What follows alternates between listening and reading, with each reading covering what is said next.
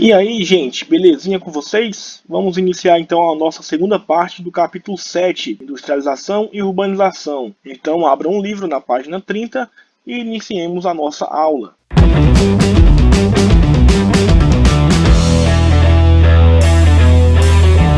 Urbanização nos países de industrialização recente. A partir da década de 70, começam a chegar transnacionais em países em desenvolvimento. Inicialmente, chegaram no México, na Argentina, no Brasil e na África do Sul, que apresentavam um grande mercado consumidor, matéria-prima e benefícios fiscais. Posteriormente, essas transnacionais buscam outros países como Índia, Malásia, Tailândia, Indonésia e China. Ao contrário da Europa, a urbanização nessa região vai ocorrer de forma acelerada e sem planejamento, impulsionando o trabalho informal e também a concentração de pessoas em periferias, de forma irregular e desigual. A gente vai ter então o início do boom chinês. A urbanização começa na China a partir de 1980, com um processo de modernização, investimento na indústria e também desenvolvimento urbano. E essa urbanização vai ocorrer nas zonas costeiras, que é onde foram implantadas as EEEs, como a gente já viu na aula passada.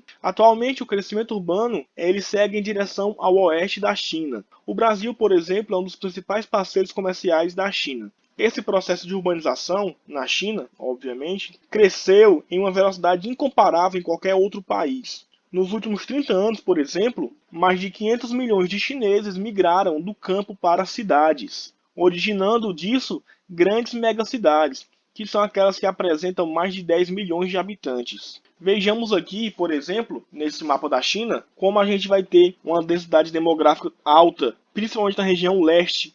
E a Índia? Bem, a urbanização na Índia ela é recente. Vai ocorrer principalmente após o período de independência, que foi em 1947. A abertura para o mercado proporcionou também a instalação de transnacionais nesse país, que é o segundo maior em população do mundo. Tem 1,32 bilhão de habitantes, o que significa um grande mercado consumidor, assim também como muita mão de obra. A maior parte da população ainda vive no campo, quase 70% da população indiana vive na zona rural. Porém, as cidades crescem cada vez mais. Assim também cresce o êxodo rural, proporcionando um maior processo de urbanização. O crescimento acelerado também traz, na Índia, problemas sociais e ambientais. Falta infraestrutura, aumenta o processo de periferização e informalidade, como já falei anteriormente, assim também como aumenta a poluição.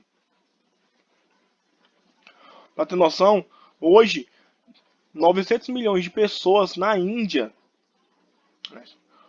Para ter ideia, no mundo hoje 900 milhões de pessoas vivem em favelas. No Brasil, por exemplo, são 12 milhões de pessoas que vivem em favelas. Ou seja, é uma grande quantidade de pessoas vivendo em regiões que geralmente falta assistência do Estado, como algo muito básico, como o saneamento. Aqui temos apenas um exemplo de algo que vocês têm aí na página 33, né?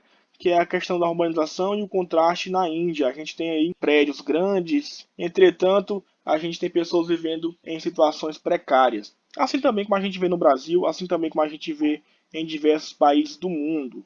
E para casa, gente, responda às atividades do livro didático da página 32, 36 e 37 e do livro suplementar, façam as questões de 7 a 10. Lembrando que vocês terão a semana inteira para responderem essas atividades, já que eu só irei corrigir na próxima aula, ou seja, semana que vem. Então, bons estudos, se cuidem e até a próxima.